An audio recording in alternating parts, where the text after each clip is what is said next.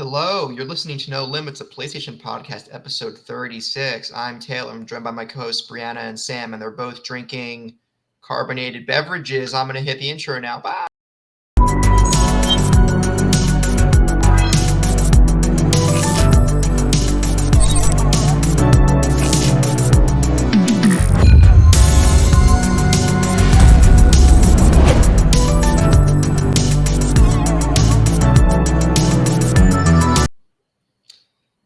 Hello, everyone. My name is Taylor. I'm joined by my co-host once again, Sam and Brianna, and you're listening to No Limits, a PlayStation Podcast. Remember, you can find the video version of this pod over on youtube.com/SaveTheGameMedia every Tuesday. And while you're over there, make sure to subscribe to the channel. If you'd rather listen to audio, we are on all your favorite podcast services, and we would love it if you would leave us a review. It helps us grow, and we would love any feedback. Bree just left an extra comment I will not read. If you want to support us and get early access to all Save the Game Media content, head over to patreon.com/SaveTheGameMedia and choose the tier that's right for you, just like our current patrons did.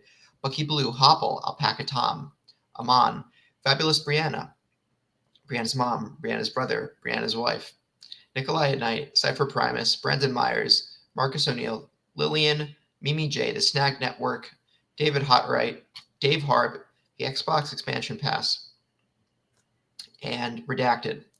And please go over to patreon.com once again, /SaveTheGameMedia to check it all out. And check us out on the Discord. We chat in there almost every day, and you can keep up with us there and ask questions and stuff like that. Links in the show notes. But yeah, how are you guys doing? I'm doing well, thank you, Taylor. I'm doing much better actually than I have been on previous podcasts. Still swamped with work, as is always the case, but I'm enjoying the slightly sunnier weather here in the UK. It's been nice to have a bit of a break from the rain and the damp. Yeah, over here in my redacted location, it's also sunnier, and it was really nice this weekend. Similar to you, Sam. Everyone likes it. Break from the clouds. Indeed. I don't. How about you, Fabulous? I don't even get. I just get Fabulous. Okay. It's your first name. Okay. It's been crazy this week. Oi. It's been crazy, dude. Okay. So I initially did not get hired as a trainer, but my position has now morphed into a trainer, right? I won't give you guys the whole details on how that happened. Long story. So we had 2 people get hired, and then 2 weeks later we had another 2 people get hired, and then another 2 weeks later we had 1 person get hired, and then this week we get another person hired, and then next week we get 3 people hired, or 3 people starting. And so basically during all of that, by the way, still the other people's training is continuing. So it's not like those other people are done with training in a week, because training is about like 6 weeks. So now we have several training classes overlapping, 2 trainers, and that my partner is like going to be gone for her birthday this next week, for like half this week and half of next week. So the math isn't mathing, and I'm tired. Is it forced OT? No, definitely not. Okay, that's good at least. My supervisor is like we have right now, we have unlimited OT, like, so we're able to do overtime if we want, but we don't have to. So yeah. Good times. All right. Well, I'm also training at my job, so maybe a few of my coworkers are in your shoes. Meanwhile, I'm a cat out of water. A bunch of people coming in, then yeah. Yeah. Wait, is that the expression, cat out of water? No, it's not. I don't Fish out of water. So. Jesus Christ. Those things often found in water, yes. You know what, Sam? What Taylor? What? Saber-toothed tigers used to swim, I think. Did they? I don't know. Did saber-toothed? You know what did you know definitely one? swim? Saber-toothed. What? Fish. I don't know. Tell me Gyarados swims? It doesn't fly? Yeah, no, it swims. Sabers were... Sabers... No. Saber-toothed tigers swim. Yeah, strong. No, strong legs for running, not swimming. Oh, they faltered at swimming. Yeah. Sorry. It's okay. When I was really young, saber-toothed tigers and dinosaurs. That was my thing for like until I was I thought making you were going to slime. try and tell me that they were like they existed when you were young, and I was like, all right, Taylor. I think I hallucinated when I was younger that I saw a panther cross the backyard, literally a black panther, and I'm completely confident I saw a black panther in my yard. Did But it Maybe. on it forever or no? yeah, I was a confused young kid. Maybe they wanted me to forget, Yeah. and they were doing testing, and maybe It was 11. aliens. Maybe I'm 11 from Stranger Things. I still haven't seen that. Oh, well. It's worth watching. I'm sure. I just again worked for Netflix, so I kind of like don't watch Netflix shows because I get angry. You'll get a lot more out of it if you're into like 80s culture and you're a fan of Back to the Future. Never seen it. Well, I guess Back to the Future is a good comparison. If you're like into 80s stuff, it might I find some am more not. enjoyment. Sci-fi, yeah, okay, fine. I think Maybe, it's maybe she still doesn't need to watch it then. I suppose. season one's worth watching. Like I think season one's actually the best. I mean, I'm sure I'll watch it. I don't think I'll enjoy it as much as everybody else does, but I think I'll watch it in order to like kind of understand like the culture around it. But Actually, watch Dark. What a great show! It made me cry badly. what's the hardest you've ever cried at a TV show? Dark. Actually? Yes. Okay. Sam?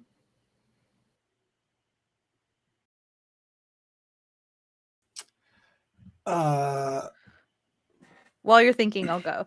So the hardest I've ever cried at a TV show is there is this show called Banana Fish. It's an anime. And something happens during the last episode that I literally was like inconsolable, like wouldn't stop crying to the point where there's a song that plays over the part that's like super sad, and I get sick to my stomach and start crying every time I hear the song. Like I don't even have to watch the scene. Like I just get so sad. That was probably the worst I've ever cried. That or Fruits Basket movie, but I just sat and cried in the theater by myself that whole time. So it's kind of like a cheat answer. I don't really cry all that much at TV shows. I'm a manly man. Or I like, don't cry. or not necessarily. There has been one specific example where I have sort of shed a tear more than any other.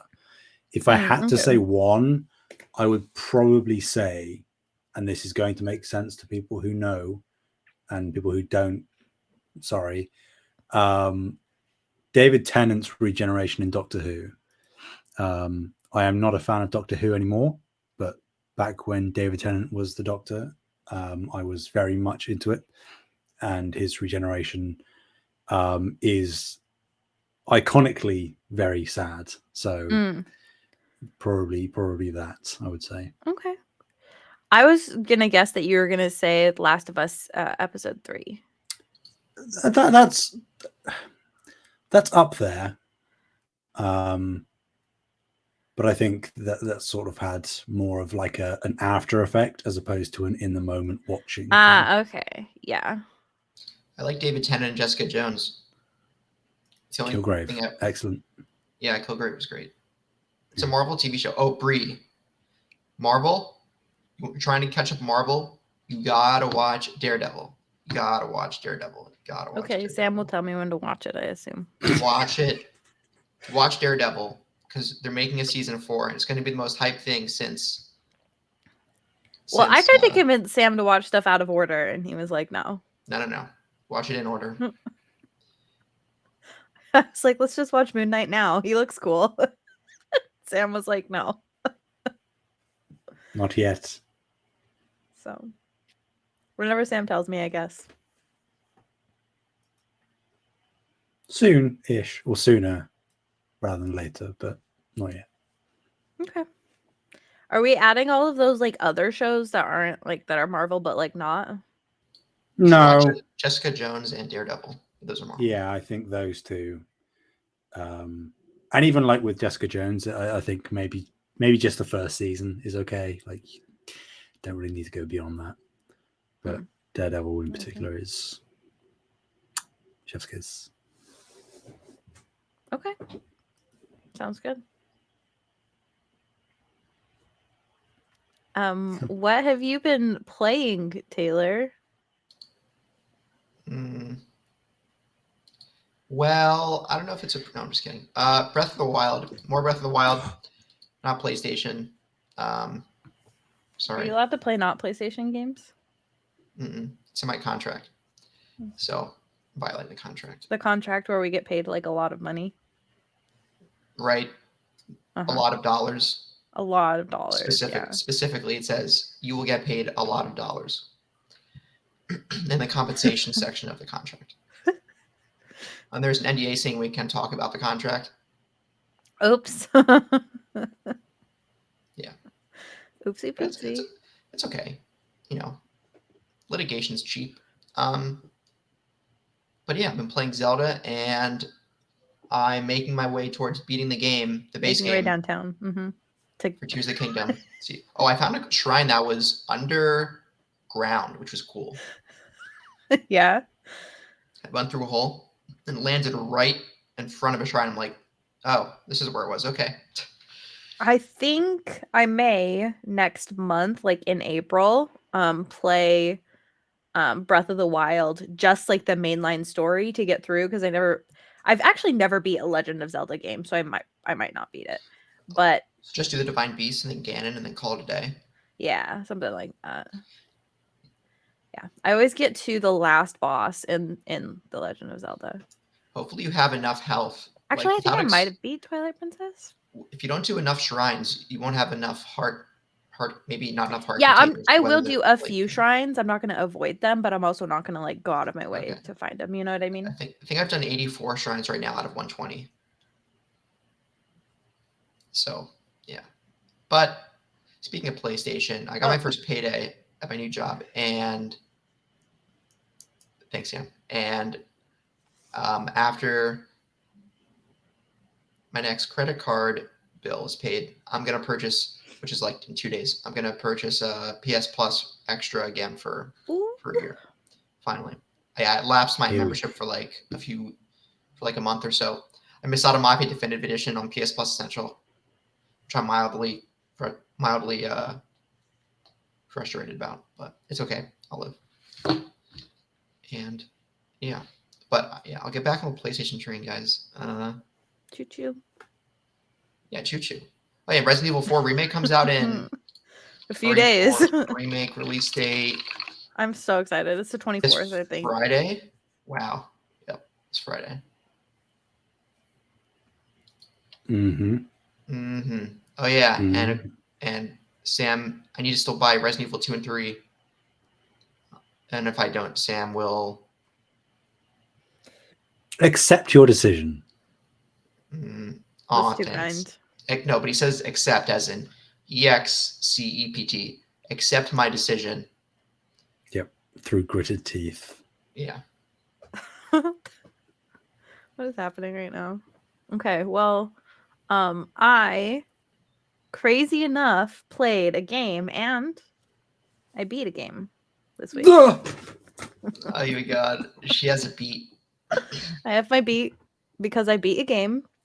It's a very cute beat. It's very squishy and soft. I played Strange Horticulture, and I like literally played it in one setting. I just didn't get up.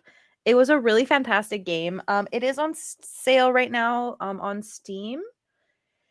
And so basically what it is it's like you run this plant shop and you slowly like identify plants. And so you're given this little book that gives you like photos of part of the plant as well as like some descriptions for what it does medicinally and like what it looks like or smells like or whatever to help you identify. And then you get plants separately from like the little pages in the book. And you have to figure out which plant is which. And it has like multiple endings based on whether you were able to identify the plants correctly or not. And like there's like a monster in town that you have to like defeat, and if you don't have the correct plants gathered, then like you're screwed. So it was like it felt very it was like kind of like a mystery game, but like cozy plant shop game. Like there was like some rain, there was like a little black cat that hung out in the shop with you. Like it was cute, cozy, and also like a mystery, kind of like Obra Dinn, but you don't like wander around. It's just like you just have your little shop and book. So it was really good. It was only like $9 on sale. So I beat that. Congratulations. Thank you. I'll have you know, bought Hades has not been opened, but it has been purchased finally. Opened. So. Wait, what platform did you buy it on? Steam, because Steam Okay. sale was better. I did check both, like, because there's a sale going on PlayStation right now. And so I checked both to see where prices were better. And I picked up Moonlighter on PlayStation 5 with the DLC for like $3. Too Or sorry, much. no, sorry. Moonlighter you can already have unlocked. I just picked up the DLC. Oh. Because Moonlighter was part of like PlayStation at one point, like the PlayStation. I think I have Plus Moonlighter stuff. on Epic for free. I have it on my Switch, but I stopped playing it and I really enjoy it, and so I want to play it again. So I got it on my PlayStation 5. Nice. Oh yeah. Also, I'm eyeing up on the Steam sale the Max Payne trilogy. I think I might have to buy it for like $12. There's some really good games on sale. I think I got a few others. Like I got Loop Hero as well for like $2-3. If anybody's interested in Turnip Commits Tax Evasion, that's on sale. No, Turnip Boy. Turnip Boy, there we go. Commits Tax Evasion. But I already have that on Switch, and Yeah, I just like am Yoshi. happy with that one on Switch. So Nice. So yeah, there you guys go. What about you, Sam? I 100%ed and finished up platinumed Wurlong Fallen Dynasty. Wow. I also 100%ed finished up platinumed that Deadpool game I was speaking about the other week. Awesome. How was that? Again, like I said, oh yeah, the mid. It's like got it for the culture. Yeah, and the fact that it's practically unobtainable at this point, in good condition, I should say. And yeah, it was fun. Nothing special really, but the typical sort of end of PS3 era third person hack and slasher type fare. And the only other thing that I played, relevant to what you were talking about a minute ago, Taylor, I went back and played through hardcore on all 4 story scenarios for Resident Evil 2, because it's something I've been meaning to do for a while, and I did it. And I also then subsequently platinumed Resident Evil 2 Remake as well this week. So how was that hard experience? Was it extremely difficult? Difficult, incredibly stress-inducing, but very, very rewarding. Resident Evil games always do a very good job of rewarding you for getting through that kind of tough difficulty, whether it's weapons with infinite ammo or specific gameplay modifiers that you can then use in subsequent runs. It's rough. I don't know whether you know, Taylor, but like you have a restricted number of saves on hardcore as well, so you have to like strategically plan when in the playthrough you are saving, and then if you die like 2 hours later, you go all the way back to whenever that last save was, and you then have to slog through everything to get back to that point, and you might just die again at that exact same spot.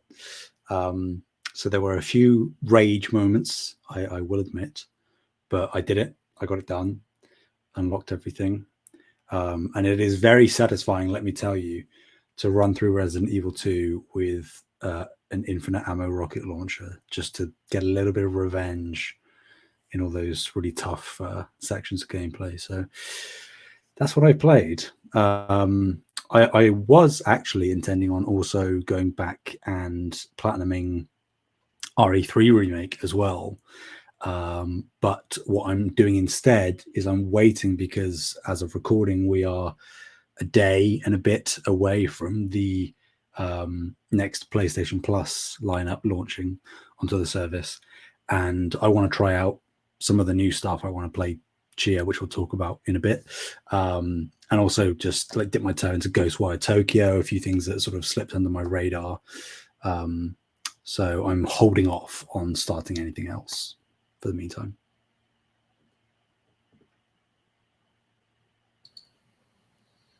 I was just looking through like my brain kind of like as we were talking about platinum stuff kind of went through a bunch of loops, so I won't tell you how I got there, but I was thinking about the game Baba Is You, if you guys have ever heard of that or played it.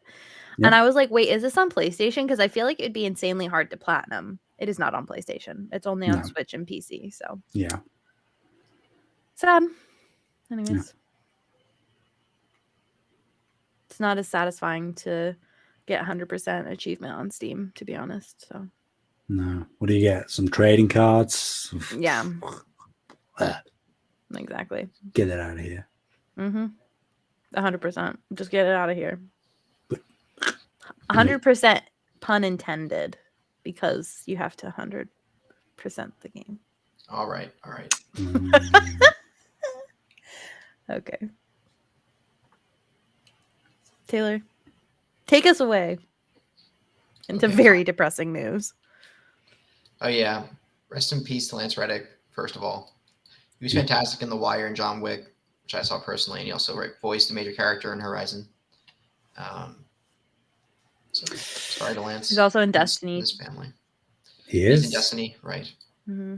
Great actor. I saw all the players go up to his spot in the tower and pay tribute to him, which was very moving. So can we talk about how gamers will do the coolest things? Like, for example, like in Final Fantasy 14, when the creator of Berserk passed away, everybody got their giant great swords and lined up around the city of Ul'dah, and to honor him, everybody was doing the Berserk pose and stuff like that. Gamers do the coolest things. Yeah. A lot of toxic people, but a lot of cool people too. Anyways, rest in peace. It's really sad. I guess I found out because I was talking to my family about it. My dad knows his wife, I guess. I don't know. Oh, wow. Yeah, right. I remember you mentioned that. Yeah, weird. Anyways. Yeah, unfortunate. Well, on to brighter news. I guess The Last of Us has been officially confirmed that The Last of Us will adapt Part 2 into more than one TV season. So The Last of Us was officially renewed for Season 2 by HBO in January. The creators are planning more than one season, quote, more than one season, to tell the much larger story from the game's sequel, Last of Us Part 2.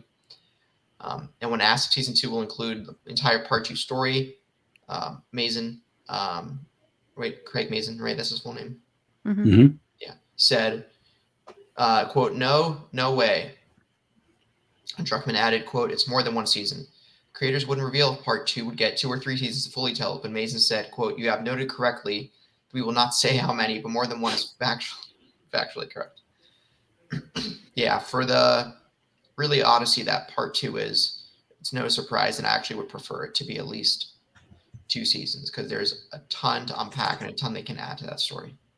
But yeah. It's interesting because I'm of two minds. I keep going back and forth on where exactly I land with this. Because and I do have faith ultimately, because they proved with this first season that they know what they're doing. And I know that Druckmann said he doesn't care about the backlash of Part 2. They aren't going to fundamentally change the narrative beat. They are going to stick to what the game was in the exact same way they've done with this first season.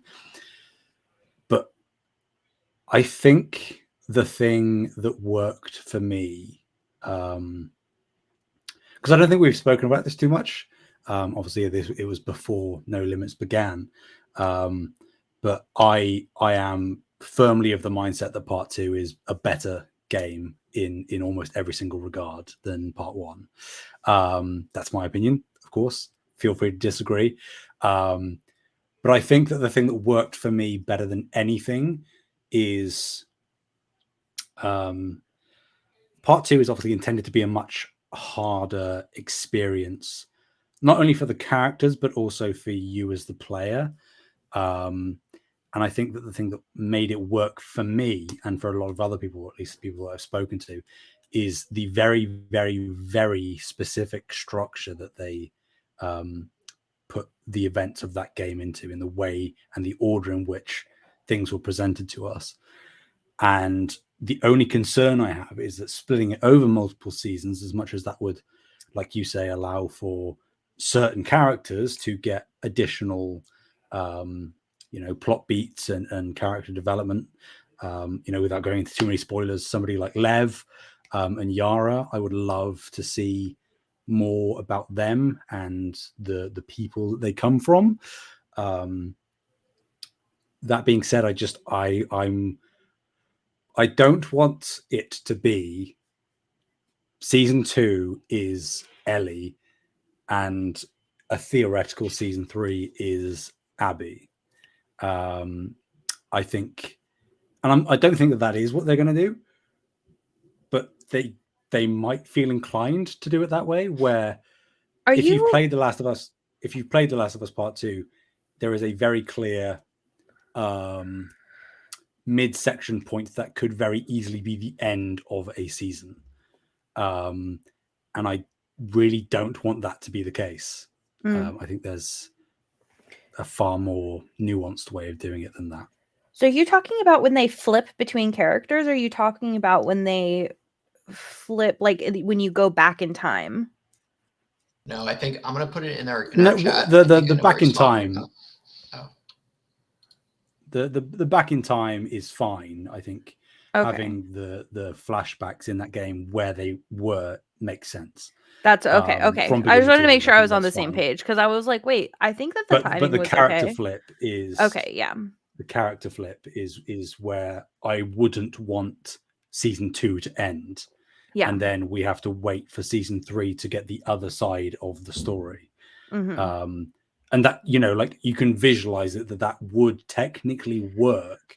But I think in executing what part 2 was trying to elicit from you as a player, as much as it will be different translated into this other medium, I just don't think that effect will be achieved the same way at all.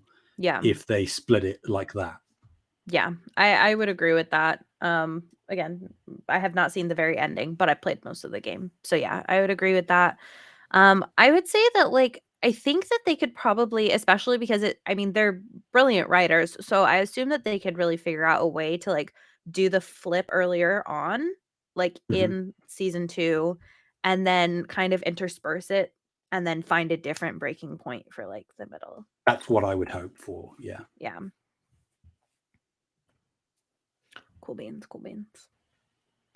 This is exciting. I'm happy to get more Last of Us, as always. So actually, that's not true. I, like, literally every time I think about season 2, and I will not spoil anything, but I have, like, this dread. Like, just this, like, dread that like kind of, like, washes over my body.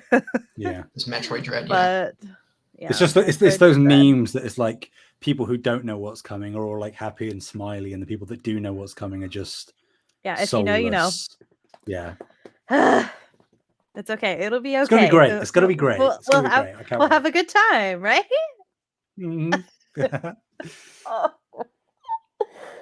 Oh, okay.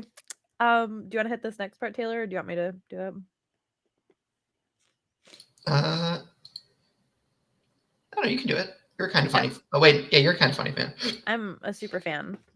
Neil Druckmann appeared on Kind of Funny Spoilercast this week and claimed that Naughty Dog had planned to let another studio make a prequel to The Last of Us at one point. The game would have fleshed out the backstory of Ellie's mother. Speaking to Kind of Funny, Druckmann said, quote, "There was a more full version of this story that went back in time, and that was going to be made into a video game. Not by Naughty Dog, but a different game studio. Greg Miller introduced me to that studio. We had talked to them for quite a while to do this thing, and then it didn't quite work out."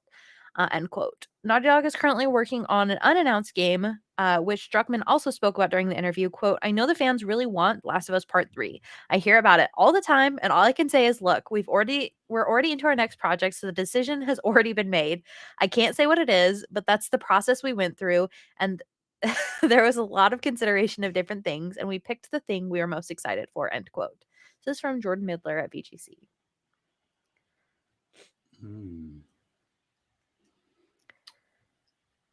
Yeah. Okay. Okay. What is happening over there? Well, I mean, I'm thinking back because I remember. I think it might have even been on again another kind of funny spoiler cast, but for part 2 when that first came out, where they were talking about. Oh Christ, I'm having to remember my chronology here. There was a poster in a bedroom, again, trying to avoid spoilers, in a bedroom at the end of Uncharted 4 that essentially kind of alluded to what we all assumed this project would be in whatever format it came. For those of you who don't know, the poster was just a female in a gas mask, and she was pregnant. So people were like, "Oh, okay." And obviously, we know we've seen some of Anna's story in The Last of Us TV show. Won't go into specifics of what, but I do remember Druckmann saying that he was interested in exploring that at some point in whatever format it came. So I don't know how, in terms of timeline, how far back that is in terms of when discussions began about the show. But I think it's clear that he either was alluding to the fact that there might have been a game coming out about it, or it could have even been at a point where he knew that in some form or another in the early days of discussion about the show that Anna was going to play at least some small role. I wouldn't want this game, I don't think. As much as I love Last of Us, I think oversaturation is the one thing I don't want this IP to suffer from. And as much as the story itself could be really cool, and I'm sure it would be, I just don't. I would personally want Naughty Dog or whatever this other studio is to maybe invest their resources in continuing the story that we've already got, rather than Last of Us isn't a thing that needs spin-offs, in my opinion. I just think having this saga being told out in mainline entries is the thing that makes it a bit more special and a bit more powerful. I don't want them milking this too much. So yeah, would I play it? Of course I would, but I'm glad that it didn't come to fruition personally. Yeah, I think that I think it would have been cool. I think it would have been okay. And I imagine it would have been like a much shorter experience. And maybe even like a different kind of experience where the gameplay isn't the exact same. It's kind of like a different kind of game. And I think it would have been okay, but I definitely agree with you that this franchise could definitely very easily get oversaturated, especially now that we've got like the TV show and stuff. And I think we're at an okay spot where we are right now, but it's a very thin line. It's a very thin line. So we just gotta be careful, I guess. Yeah. The quote that he made about like what they're working on next, he's like, "Look, we already know what we're doing next. Stop asking me." Like that cracked me up. I don't know why. He's just like, "We're either making part 3 or we're not. Stop asking." They're making part 3. I don't You think think? I don't think they are. No, I'm lying. They're making prequel to part 1. Maybe. They are Well, we know making they're working Savage on Starlight into an actual IP in and of itself. Naughty Dog do a sci-fi spin-off, not a spin-off, but use the IP that you create, use the in-game universe IP of Savage Starlight and make a sci-fi, epic. Do it. Right. Isn't that would, well, I mean, I feel like that could be a natural progression for the studio. They haven't really done they have kind of done sci-fi, but not fully. Yeah, I think based off of the sort of rumblings, it would actually not be sci-fi, but it's more of like a historical fantasy type thing. I'm always down for fantasy. Say less. So, assuming that wasn't canned or it hasn't shifted into something else, I would hope that is their next project. I really, really, really, really hope that The Last of Us Part 3 isn't their next. I hope it's their title. next project. Yeah. Oh yeah. 100%. I want Last of Us Part 3 like later. Let's get the Last of TV Us Part show. 3 4 years. You know. Yeah. I'll have it within the decade, but just as you say, let the second season of Last of Us hit probably towards the end of next year, maybe beginning of 2025. And then the third season. And then the third season, whenever it comes. And then obviously in the middle of that, you're going to have factions, whatever that turns out to be. At some point, it's going to come out this year. I'm willing it into existence. But besides that, I do hope that they, because they've done it consistently, where every single new IP that they've worked on, it has not necessarily redefined or sort of restructured or reshaped the industry, but what they've done consistently is create excellent new IP that subsequently other IP start to center themselves around. You had Jack and Daxter, you had Uncharted, you had Last of Us. So give us, and then everybody falls in line. It's like, oh, okay, this is the next genre we're doing. Give us that next thing. We know that whenever The Last of Us Part 3 comes, and it will come eventually, that it's probably going to be excellent. Give us something out of left field and tell us that is excellent. You know, give us more reasons to love you, Naughty Dog. Can I have a Last of Us 1.5, please? Please. You want something, a prequel in between the two? I want something in between the two. I'm not sure how I feel about that. That's okay. Okay. A hypothetical question then. Who would you be playing as? You'd play as both. Right. Okay.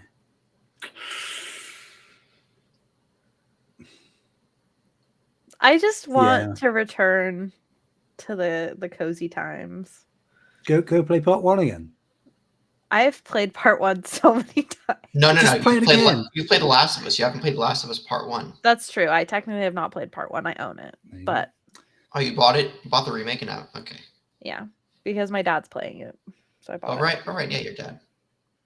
Oh right, my dad. Yeah. The other Sam. I think they I think they could do that, but I think that the more that they linger in the past, and I don't think they will. I think that they would also not want to do it, not only because they want to just keep moving forward, but also bringing back characters opens up a whole can of worms in terms of fan reception and stuff like that. You know, I don't think they want to give people more reasons to hate part 2, if that makes sense. Yeah. So just power on forwards, rather than sort of doubling back and going. Yeah, no, I don't think that's what will happen. Like, I don't even kind of think that that's what will happen. I was just, honestly, my brain went, oh, they should do, like, I was just thinking about being funny. I was like, oh, they should do, like, you know how, like, there's, like, a Lion King 1.5? I was, like, it was, like, a joke in my head, and then I was like, wait, I actually kind of want that. Yeah, similar kind of traumas in those films as well, now that I think about it. Yeah. I'm gonna be honest with you. It sounds like when they like the beginning, like the Lion King opening, like Circle of Life. It sounds like when they like are singing. I will not try and sing it right now, but it sounds like they're saying "Your mama beats your papa," and that's what I hear every time now I hear that song. So there you guys go. Now you'll hear it. You're welcome.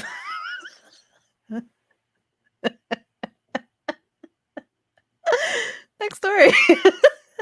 Sam?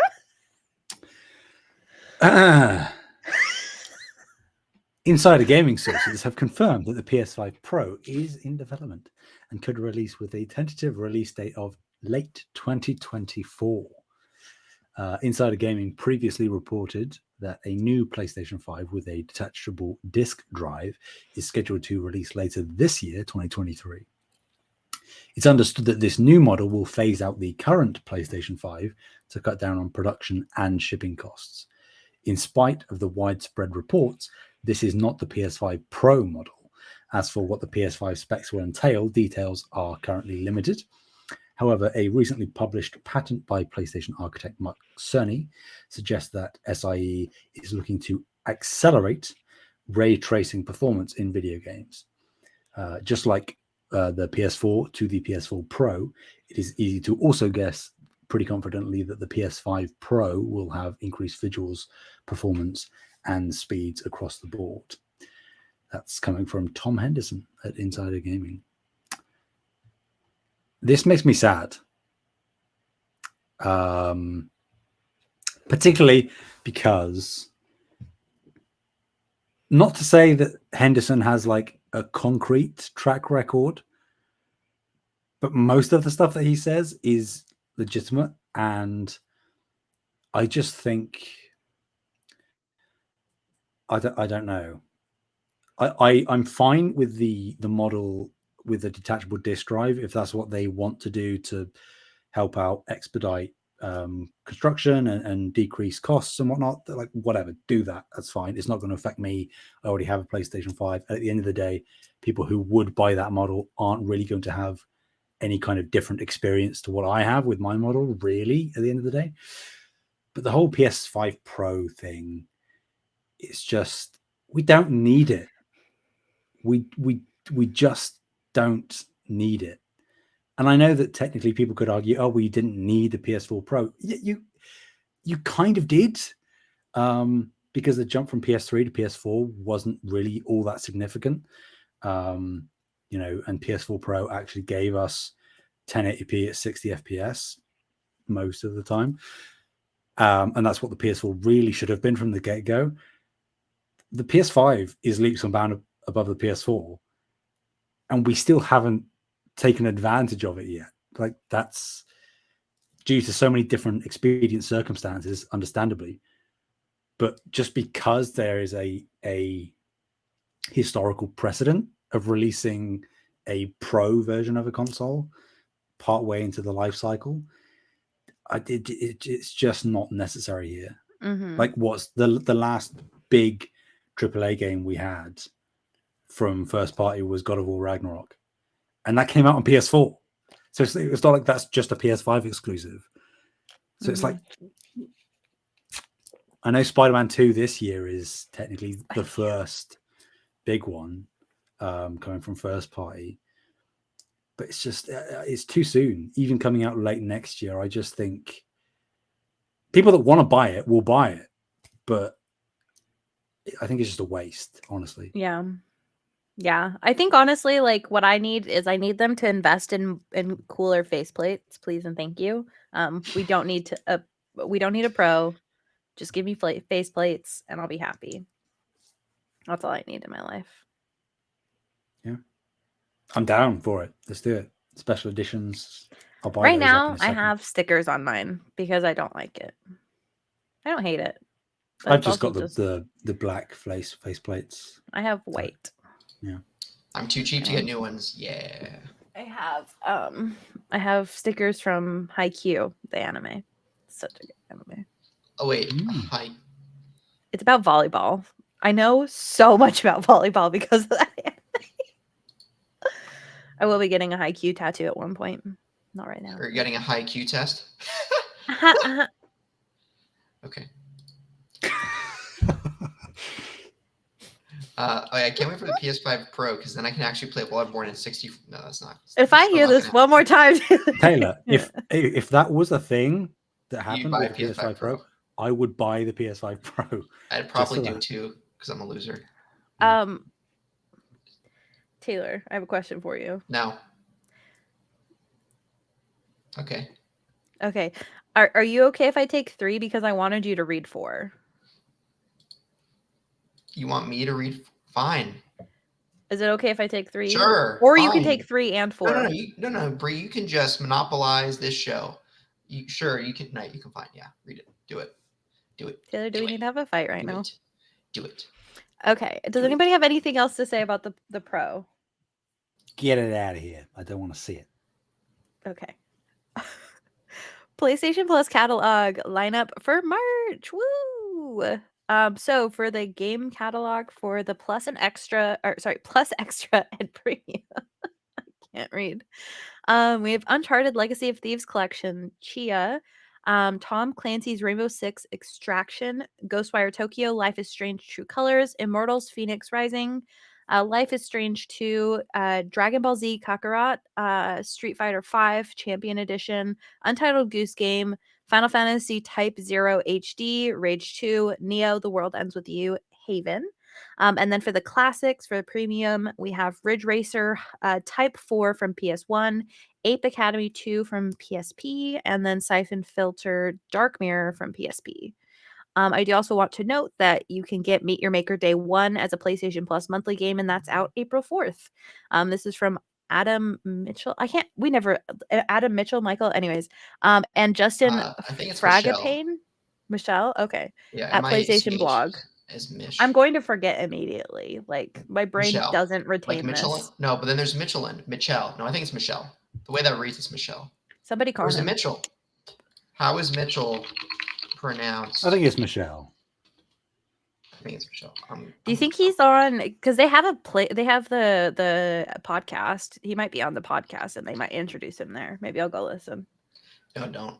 I haven't listened to that podcast in a long time. I used to listen to it. I'm sure you did. I really like Ryan McCaffrey and Sid Schumann. All of them. Ryan McCaffrey's an Elon fan, I think. No. Actually, or he's or at least a Tesla. Yeah. Yeah. Wait, isn't he the one that named his kid Soma? Oh, that's weird. What? Did he really? I'm pretty sure. If I'm remembering correctly, somebody named their kid Soma after the from game? that PlayStation, from that podcast. I don't know if it was after the game or not. Podcast. I'm pretty sure it was Ryan McCaffrey, but I could be wrong. This was quite some time ago. And I also don't know if it's after the game or not. It might just be a name.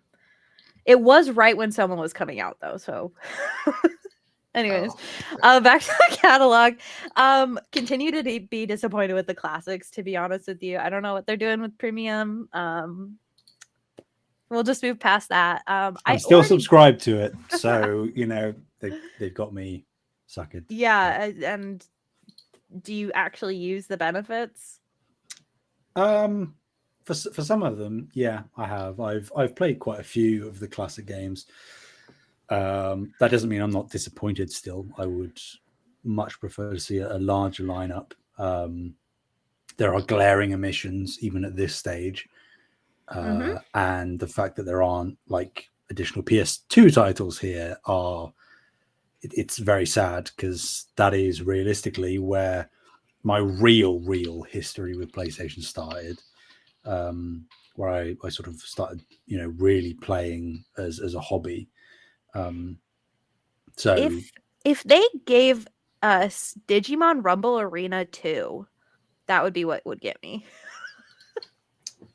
That's your obscure classic game. Sure. My obscure classic game, what would that be? Mine is Dragon Ball Z Budokai Tenkaichi 3. That's a good one. That's a good one. I mean, also Mort the Chicken. I don't know if you guys remember, we were talking about chicken for quite some Stop time. it. Yeah, dude, freaking out with that. Mine would probably be a super obscure. I think it was Creative Assembly that did it actually. What was it called? I'm gonna have to Google this. Give me a second.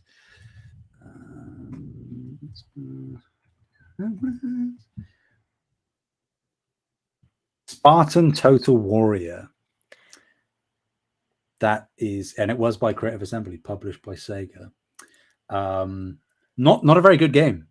Not a very good game, but I can tell you, I played that thing front to back dozens of times as a kid, as a history buff and somebody who loved Greek mythology in particular, all about that stuff.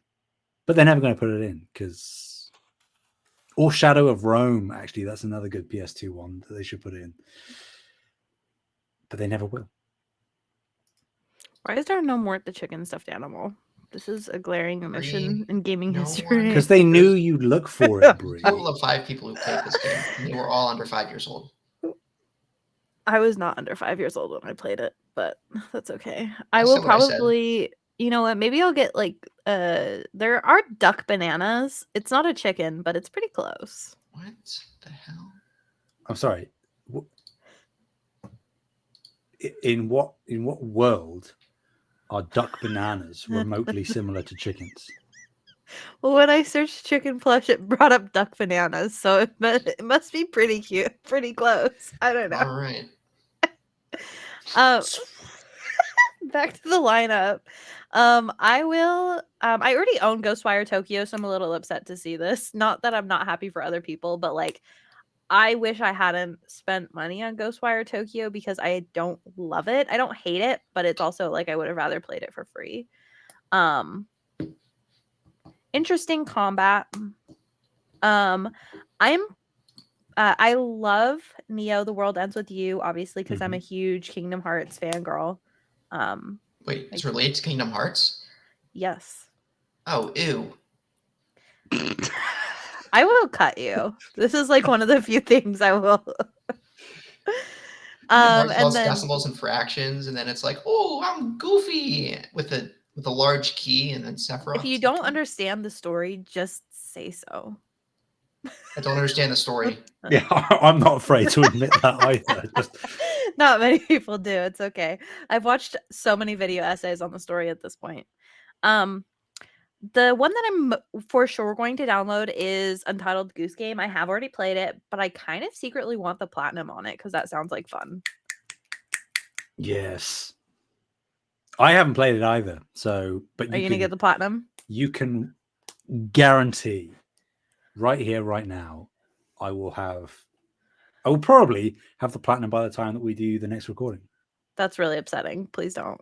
I wanted to beat you. I probably will. I'm not even joking. I know you will. I know you're not joking. I'm saying don't, so that I have a chance to get it first. It's just not going to happen, I'm afraid. I'll just stay up all night. Who needs sleep anyways? I got like 3 hours of sleep last night, you guys. It's okay. Honk. I found a cup noodle chicken roll plush. Oh, we're still on that. Yeah. We went back. You are interesting. Thank you. Yeah, jumping back to the list, I continue to be surprised, actually. Uncharted, Street Fighter 5, right? Yep. Ghostwire Tokyo. This is a pretty solid list.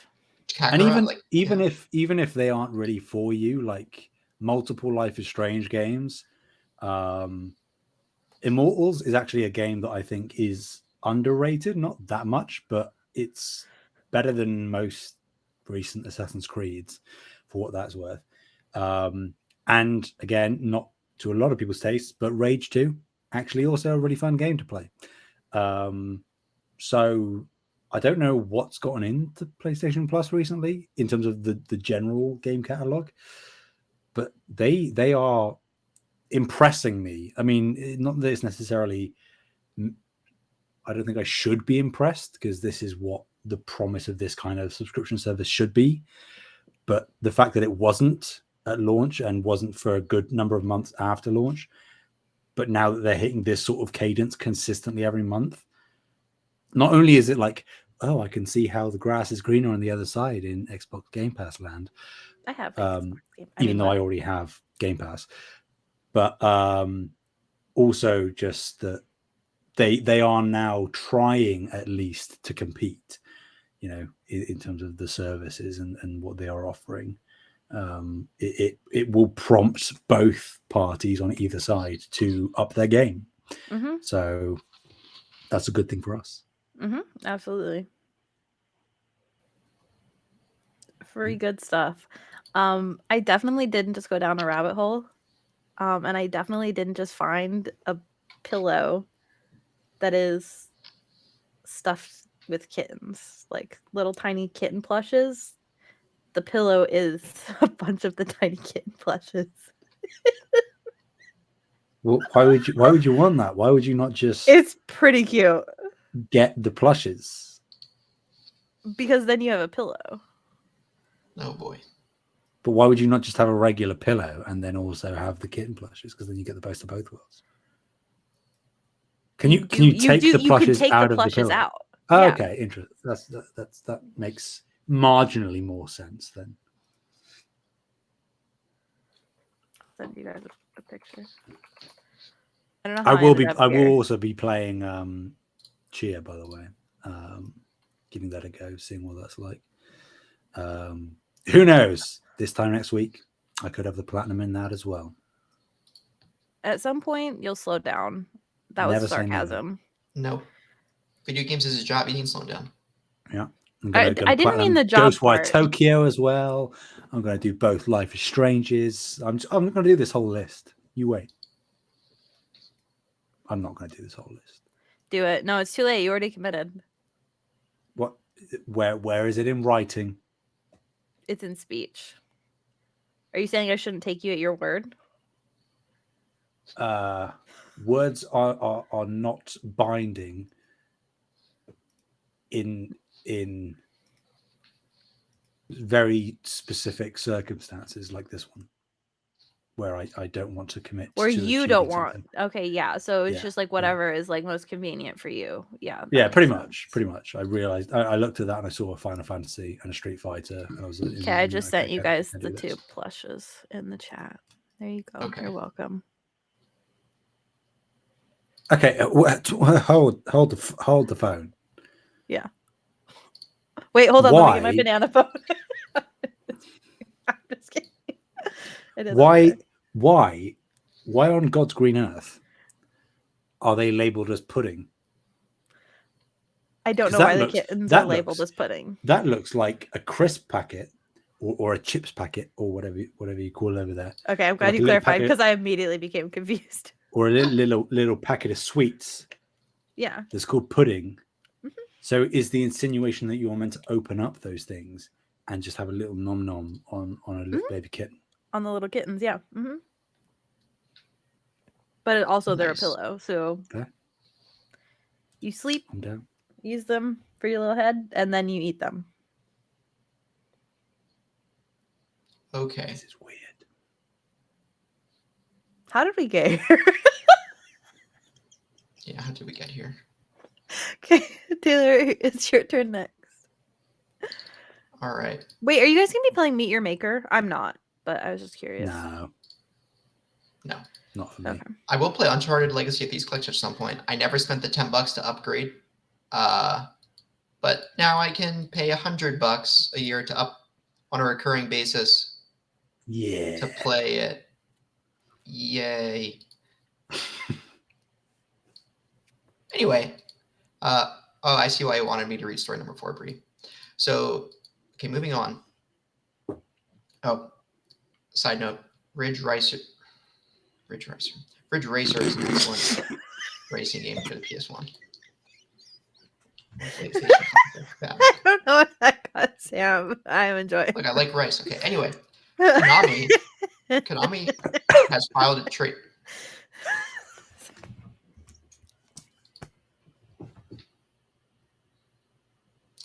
Carry on. I'm offended and I'm upset. Oh wait, what is it? The Willem Dafoe quote from when he was doing his skit in the 70s? 70s quote. When he was Oh my god. on the stand or something. It was, We gotta go. We gotta get going. We're It an was- hour in and we are only halfway through the news. Hold on. Where Y'all. was it? Oh, where? There's the video. Anyway, Konami has filed a trademark for Project Zircon. And they filed this on March 7th in Japan. Per Gamatsu, the only connection between Konami and Zircon found so far is that Zircon appears as a jewel, the least valuable jewel in the Castlevania series. So what's going to happen here is, Things. new 3D Castlevania. I hope. Cool. I Yeah. hope. with how good the series is doing on Netflix, it makes sense. Or they could sue Dead Cells, even though they have a collaboration with Castlevania. That's They're like, we know we made a deal with you, but screw you. yeah. Okay. There you go. Yeah, I don't want to make a deal. I just want to block your merger. Okay. Cool. Yikes. But yeah, I guess who wants to talk about Shuhei? I'll do it. Good old Shuhei Yoshida will be awarded a BAFTA Fellowship at the BAFTA Game Awards on the 30th of March. The fellowship recognizes Yoshida's work, quote, as a champion of independent developers. Through his personal social media presence and his corporate endeavors, he has consistently nurtured the creativity and innovation of the indie games industry and regularly champions indie games through podcasts, official PlayStation videos, and the wider games media, end quote. That comes from BAFTA. Yoshida currently is head of SIE's Independent Developer Initiative after spending his entire career at the platform holder in various roles since 1993. Among others, he was president of SIE Worldwide Studios from 2008 to 2019 before being replaced by Guerrilla Games' Herman Holtz. Excellent. Shuhei deserves all of the awards, all of the flowers. He seems like genuinely one of the most lovely men that I know of. He also has like the obviously- cutest little smile. I love his smile. He does. Never meet your heroes. What if it comes out that Shuhei like did something horrible? Then I will, on that day, rescind all of my glowing comments. But Like what if in the he did meantime, right? What if he did something like, oh, I don't know, Taylor, canceling? sometimes you just gotta trust people. Trust me, I know it's hard, but sometimes you just gotta trust people. I was about to make a comment about trusting someone, but I'm choosing not to out of. What are you gonna say? Are you gonna roast me? Go ahead. No. I was gonna. This is what I was gonna say. I'll type it in Discord so no one knows. So no one knows except for us. yes, Okay. I'm scared. Yeah. Okay. Yeah, I totally agree with the sentiments. Shuhei Yoshida seems like just such a nice guy from all of like the interviews and stuff. One thing that really stands out to me is on Beyond, he did an interview with Greg Miller about. He speaks English? Uh-huh. Oh, I always thought for some reason he was strictly Japanese speaking. Cool. Yeah, no, he speaks English. So I remember in particular he did an interview about Journey with Greg Miller. And I remember like the interview was like really emotional because he was talking about how Journey kind of mirrors like somebody passing away, and how it like kind of helped him through his grief when somebody was passing away. And I remember that interview very vividly, and it's probably been like at least 10 years since I've listened to that interview. So he seems like a really cool guy. I hope he gets all the awards, including like this one plus a million more. He's so cool. So, yeah. I think also like not only just his obviously historied career at Sony, but also the fact that he was the head of Worldwide Studios, and then like there's no real two ways about it. Technically, kind of like got a bit of a demotion. But it's almost like he willingly took it because he has, as you said with the Journey interview and so many other examples throughout the years, he's had such a seemingly genuine passion for indie games. And on top of that, not only does that make him a perfect fit for the job, we've seen to a certain extent since his appointment in that role that indies have had a much greater presence on PlayStation than they did beforehand. And you're even seeing that like with the fruits from this month's coming PlayStation Plus lineup. Absolutely. So many indie games being included, the majority of which are technically indie titles, or not the majority, but a large amount are. And we're getting day one releases as well, which are, we don't know the inner machinations of SIE, but I can guarantee that Yoshida played a large part in helping to negotiate those kind of things going ahead. Reaching out to the studios, seeing what the game looks like, and then seeing whether they'd be interested in being included on the title. Obviously, there are other people in that process, but he will sort of be on the lookout for titles that he wants to bring in. So they did it with Stray as well. That's another notable one recently. I'm sure I'm missing others, but yeah, absolutely. Yeah, great for him. Yeah. Hell yeah. All right. Stray Souls, a psychological horror game from director, I'm not going to pronounce this right, and I'm so sorry, Artur Lakowski. I have no idea. I'm so sorry. Developer Jukai Studios and publisher Versus Evil has been officially announced for PC, PS5, Xbox Series X and S, and PS4. It is due out later this year, and it's being developed using Unreal Engine 5. The premise of Stray Souls is an interesting one. Teenager Daniel's grandmother has died and left him her house, totally debt-free, no mortgage, etc. But the real estate dream quickly turns into a nightmare when the sun goes down and all hell starts to break loose in the house. Jukai will be using Epic's meta-human technology to craft more lifelike NPCs. You can watch the debut trailer now and see screenshots from the game. Jukai explains that the game as, quote, combining beloved elements of Japanese survival horror with an array of new tricks, including a variety of randomized systems where enemy encounters, item placement, paranormal activity, and even weather patterns are always changing, so no two playthroughs are exactly the same, end quote. This comes from Ryan McCaffrey at IGN. Cool. So, seems like a really cool game. It looks cool. I'm like really hopeful. This is, with most horror games, I'm pretty hesitant to just like buy it out the gate. So this is probably one that I'm going to like wait to see what like reviews look like before purchasing. But it looks really cool from what I've seen. Yeah, I haven't. This is the first time hearing about it, but a lot that's in that description sounds really interesting. Yeah. Weird that not weird, I should say, but interesting that they're using the meta-human technology from Epic. They're sort of, that would suggest to me that they're kind of going all in on this to make even just the NPCs in the game super realistic. Like, you typically it looks see stunning. Yeah, that's sort of what I'm getting at. That I might be generalizing here, but a lot of horror games that aren't coming from major developers and publishers, especially in the horror genre, don't tend to look super stellar. There are notable exceptions, obviously, but I will have to look this up to see exactly what it looks like. But I'm taking you at your word, and using this kind of tech, that gives me hope that it isn't going to be one that kind of comes and goes like a lot of other shovelware, if you want to call it that. That's a bit derogatory, but yeah, I'm hopeful as well, especially since they're using like Japanese horror. Like, so they're using Japanese survival horror as the base, and then they're using all of these like systems to kind of build on that.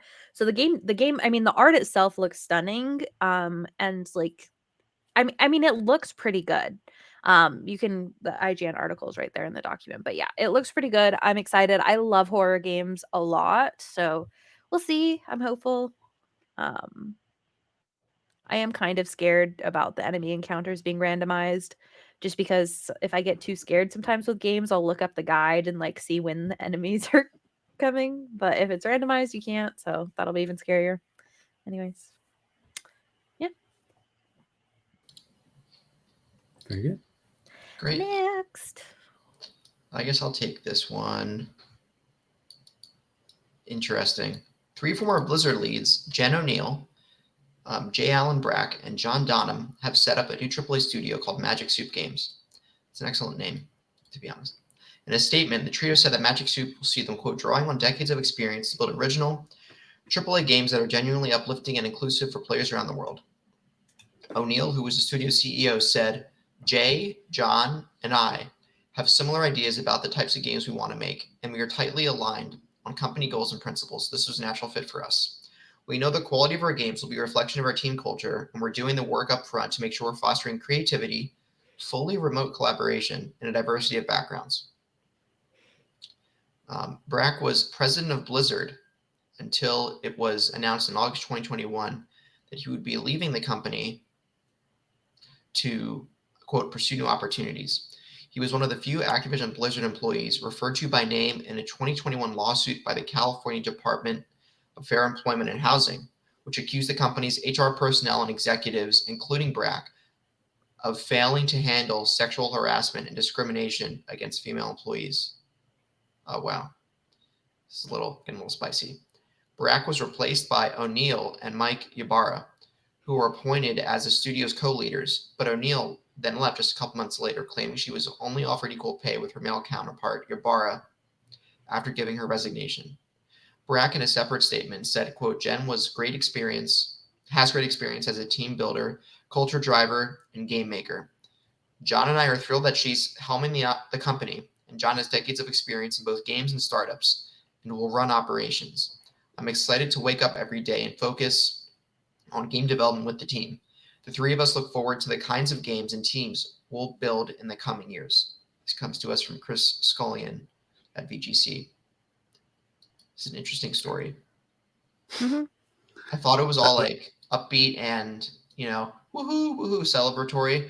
And then when I saw Brack was implicated in the Activision Blizzard lawsuits, I took a step back and I'm like, oh.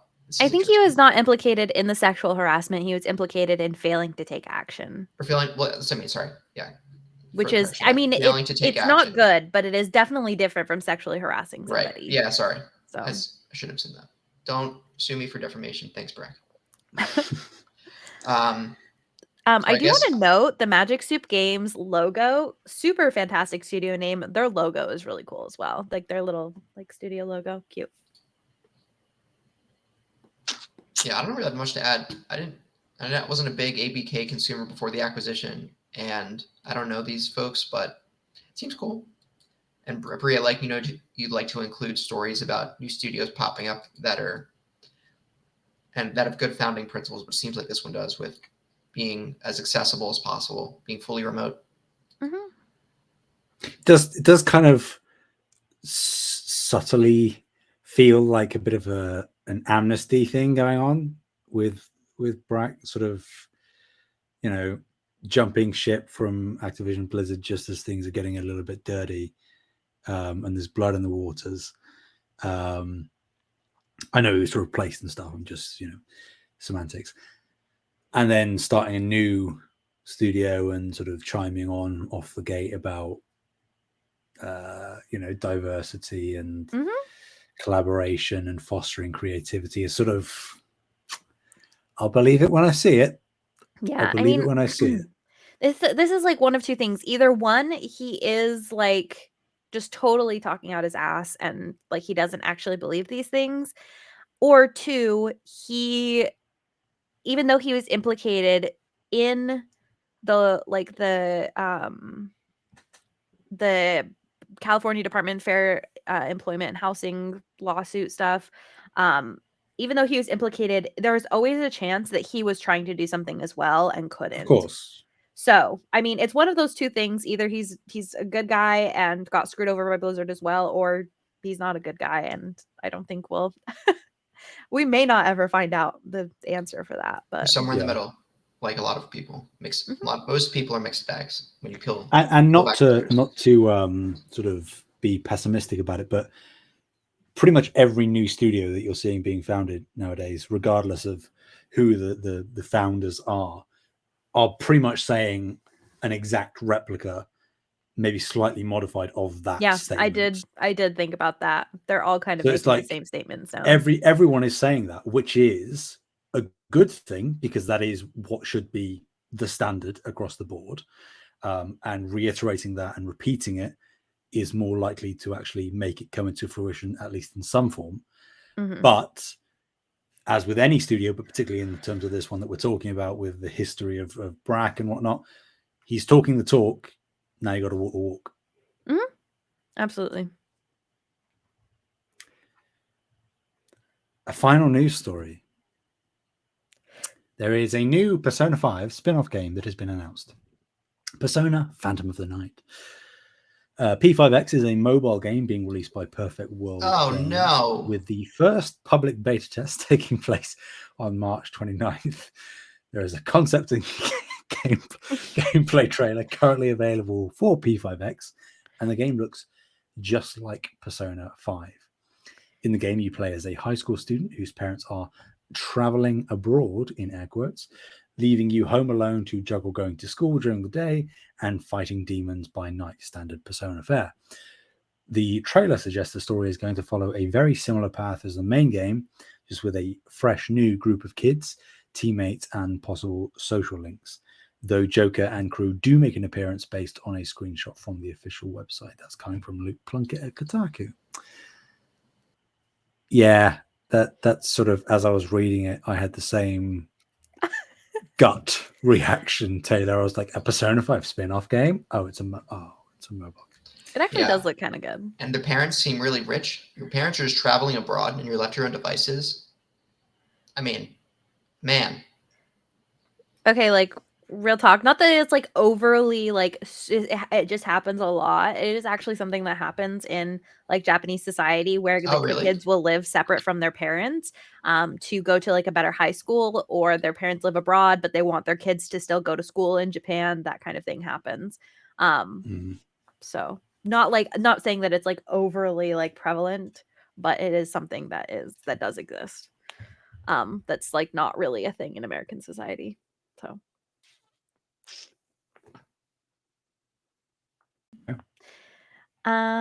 cool. Persona is, hopefully we just get more good music. That's all I really look for, you know. Persona 4 Heartbreak, great song. Is that the name of the song? Yeah. Heartbreak. Interesting. Go listen to it. Thank me later. Okay. Alrighty. Do you guys want to talk about The Last of Us episode? Oh yeah, spoiler, we're going to talk about the last episode of season 1, episode 9. And okay, starting now. I think this was the worst episode of the series. Okay. I thought it just went through the motions very quickly. There's so much cool stuff they could have done by making this 10 episodes. We could have done a lot more digging into the history of Ellie's mother. We could have gone more into Joel questioning, questioning the morality of the surgery with Ellie. But he doesn't question it though. I know. Right? But he doesn't. But going into Marlene's past, I think, and then how quickly the final sequence happens, I just think the pace could have been a bit slower, and they could have included some really cool backstory, like with Frank and Bill. They could have done with Ellie's mom and, okay, they weren't a couple, but backstory about Ellie's mom and Marlene. I think could have been a really cool side story before the finale, and maybe and then if you did that and then made the finale episode, what was our episode 9, make that your episode 10 in a different outcome of season 1, I think I would have been much more satisfied. As a viewer, I'm biased because I played the game and I know exactly what happens. I don't have any of the frame of reference for someone who's never played the game and watched this finale on the show and doesn't know the plot. But that's my feeling on it. And it seems like that might be a bit of a hot take. But yeah, it's not to say it wasn't a bad episode. I just thought it could have been so much. The end of the season could have been so much more, in my opinion. I don't necessarily disagree. I certainly felt that more so than any other episode, this felt a bit rushed. Rushed is how I would describe it. Things moved very quickly. We sort of went from the end of the last episode and then got to the hospital super fast. And, giving them a hypothetical benefit of the doubt, assuming that they were only allocated 9 episodes, I think that they managed to accomplish what they wanted to enough and what they had to enough I agree that even just one additional episode would have really helped. Maybe having episode 9 being half Anna and then half Joel and Ellie getting to the hospital, and then the last episode can be a real, maybe without too many spoilers, you could kind of do like a soft introduction for the Doctor. Give him some additional stuff. I'm really trying to be as careful as I can. But even still, I enjoyed the episodes. I think that they stuck the landing in the way that they needed to, in the ways that they needed to. They hit the points that I felt were most important.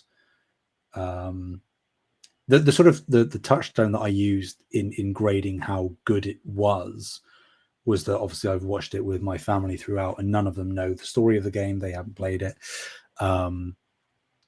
And immediately after the episode ended, the debate began about whether Joel was right in doing what he did. And I was like, they got it. They did it. So I guess they got it, yeah.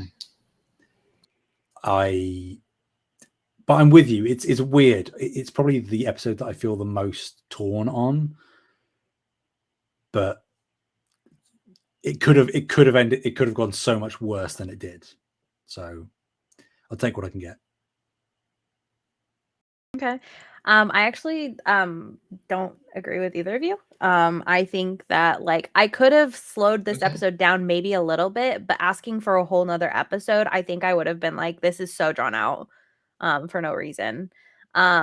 I think if we're saying like over the entire course of the season, like that the entire season had 10 episodes and there were like slower beats in some of the other sections that kind of made this episode into episode 10 and then they kind of extended this episode just a little bit, I think I would have been okay. But asking for 2 episodes out of this one episode, I think like I would have been like, why are we still here? I don't know. I think it would have been way too much. I would say in terms of, yeah, I mean, I think they could have slowed this down a little bit, but I'm okay with how it ended, like in terms of pacing. The other thing that I would say is like, just like in general about the ending is one of my favorite things is like seeing the realization on people's faces and like talking to them as it ends, like as the story ends, like of like, oh, Joel is not a good guy. And it's like when you go back and examine every single story beat of like how Joel treats people, how Joel has lived his life, you kind of realize that they never said he was a good guy, but because he's the protagonist, you assume he's the good guy.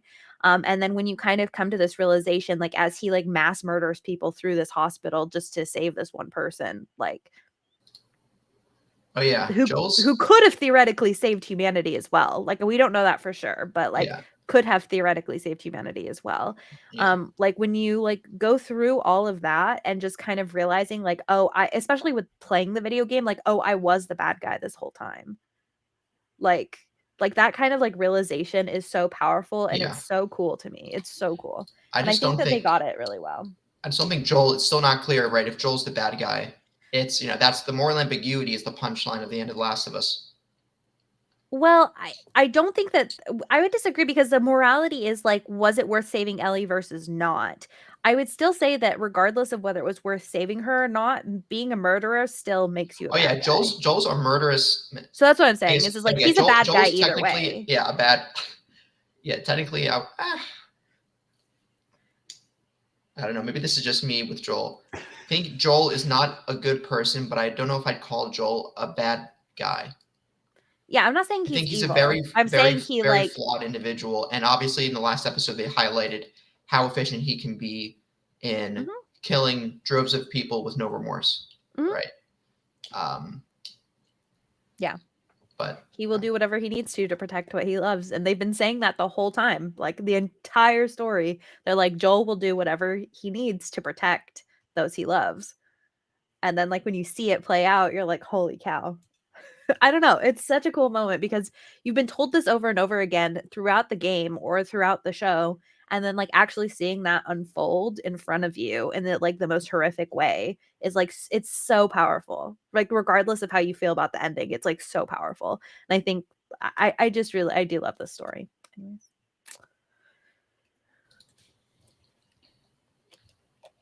Yeah, good. Well done, Good HBO. talk. Yeah, good job, HBO. Overall, I thought the show was season 1 of the show was very good. I wouldn't call it, elite, but I thought it was very good. Ooh, I thought it was elite TV. I would say 10 out of 10 for me. Like the overall season. Really? Well, maybe I'd feel differently if this is my first time experiencing it, the story, but I can't undo that. So No. Next time. what do you mean next time? I played Last of Us Part 2 as well all the way through. No, I mean like next time. So like next time a huge like first party like game comes out for PlayStation, you don't play it in hopes that there's like a TV show. Oh yeah, Horizon. I haven't played Horizon. Don't. Yeah. But I'm not going to use the TV show of Horizon coming out as justification for refusing to play the game. It's not that I refuse, I just haven't gotten to it. So, but anyway, yeah. So cool. It's probably one of the longest episodes of No Limits. We say that every week, but Oh wait, Kyle's still. We can't end before you answer Kyle's question. Kyle says, Kevin's brother Kyle says, do you think Sony will ever make a game that isn't a story-based third-person action-adventure game? You know, Kyle, Sony has actually made games called Resistance, Killzone, SOCOM. What other titles? Last Guard. I guess that's an action-adventure. Dreams. Well, Dreams, Journey. Gran Turismo. You could argue Dream. Oh yeah, MLB The Show. Yeah.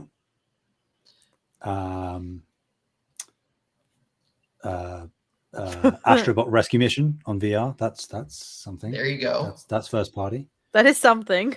Oh yeah, VR Horizon. Yeah. Call the Mountain. Yeah. Inherently not third person. Right. Could the argument be made that as of late they have done mostly third person action adventure? Yes. I don't love first person. Could so you also delineate from that most of them are homogenous? That's subjective. If you look at the critical reviews of pretty much every single one of them, the general consensus is that they're all great for the most part. Okay, I have a stupid question. I know it's a stupid question. Don't hate me. Is Returnal action adventure? No. You could argue it's an action game. Action. So yeah, but I don't feel like it's adventure. It says action definitely, /adventure. That doesn't definitely mean both not of them have to be story-based. inclusive. Yeah. I think it still fits Kyle's description though. It's an action game, third person action game. Yeah, but then like I guess most games you could say are action games. Yeah, like a lot of you could say you could log in most of Xbox's catalog or in that thing as well. So Gone Home in terms of like isn't first party, but I'm saying that's not action. That is not action. I get where Kyle is coming from. I think I don't want to speak for everyone, but I'm sure that we would all wish for more diversity just across the board. Give us new interesting things in different genres. That being said, as long as it's still third person, I don't do well with first person. Oh well, no. I'm bring back Resistance, bring back Killzone. Let's do it. Give us a SOCOM. I'll take it. Give us Infamous again. I mean, that's technically third person action adventure, but regardless, most of the games that they put out, again, subjective, generally speaking, are received incredibly well. And coming from a non-shill, non-pony perspective, I have enjoyed pretty much all of them to some extent. And they are all undeniably of pretty high tier quality. So would I like different stuff? Yes. I think that they are inevitably going to lead into that more as this console generation goes on. I think there will be more, not necessarily widespread, but I think there will be more diversity. But even if there isn't, we're arguably still eating very well in PlayStation Land. So, sorry, Carl. Can you imagine if they made a PlayStation theme park? That would be cool. Honestly, I don't think it's that far off the table. With the aggressive expansion they have into other mediums, just how widespread an IP The Last of Us has become off of the show in and of itself. For Halloween, they could do like a special where they shut down the park and make it into like Last of Us, so there's like clickers and stuff everywhere. That would be so cool. You could have a Horizon experience where you're flying on a flying robot. You could have a Ghost of Tsushima area. You could have a God of War thing where you can do like axe throwing. It creates itself. It's going to happen. I can guarantee it. With how popular these theme park experience areas are becoming, I love theme Nintendo parks. Super Mario World. Oh my god, it's magic. It's going to happen. Oh yeah, I'm a sucker for Nintendo. Like I'll just buy like when Metroid Prime Remastered finally came. Like I'll just buy it. I wouldn't call myself someone whose brand, not reliance the word, who like, what's the word? Brand loyal. But Nintendo is an exception, unfortunately. And it's like, there's new Nintendo game, piques my interest, and just like, need it physically. Because there's still, collecting Nintendo games just so, there's something special about it that I dislike how much I fall for it. Granted, there's also utility in buying physical Nintendo Switch games because they don't install on the systems, very small internal memory. Granted, you can get a large SD card, but still, the game itself does not copy itself to any other storage method on the Switch, so there's still actual utility in owning those games physically. But anyway, getting off Kyle's question here, but I think we answered it. We answered it, Kyle. Right now there's no other action adventure games for the non-VR consumer, basically. But Sony's legacy does include a number of titles that don't fit that mold. Yeah. Also, never mind. Okay. I don't know what was about to happen. Anyway, was he going to take a shot at Xbox or? Yeah, Xbox has the same problem, but it's first person. Ew. Halo sucks. Halo ODST is interesting so far. I'm still not done it yet, but Halo 2 is great. Halo 2 was fantastic. Oh my god. Arbiter? Reach? Everyone says, Reach is everyone says that Reach is the creme de la creme, which I have after ODST. But anyway, this is not an Xbox show. This is the end of the PlayStation show. So with that said, thank you all so much for listening. You can find us on youtube.com/SaveTheGameMedia. And don't forget to check out our Discord, like I said earlier, if you want to hang out. Links are in the description. Where can people find you, Sam? People can find me on Twitter at Sam Heaney. That's Heaney. You can find me at Fabulist Brianna, FABULIST BREANNA. You can find Taylor on the Discord and MySpace. No.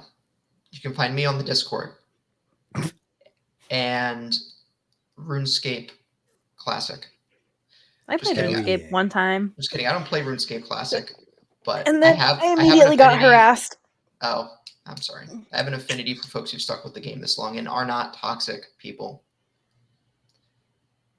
So there's like what, 2 people total in that equation then? Now they all moved to League of Legends. And they're not on this podcast. Just kidding. Neither of you guys are toxic. That you know. I'm actually secretly really mean. Okay. I know. I'm trying to think. Is Kevin, Ethan, or Armand? No, they're not toxic. Kyle's not. Kyle. Okay. I guarantee Kevin talks some real smack. No, I bet Kyle. You know what? Kyle is toxic about food. All right.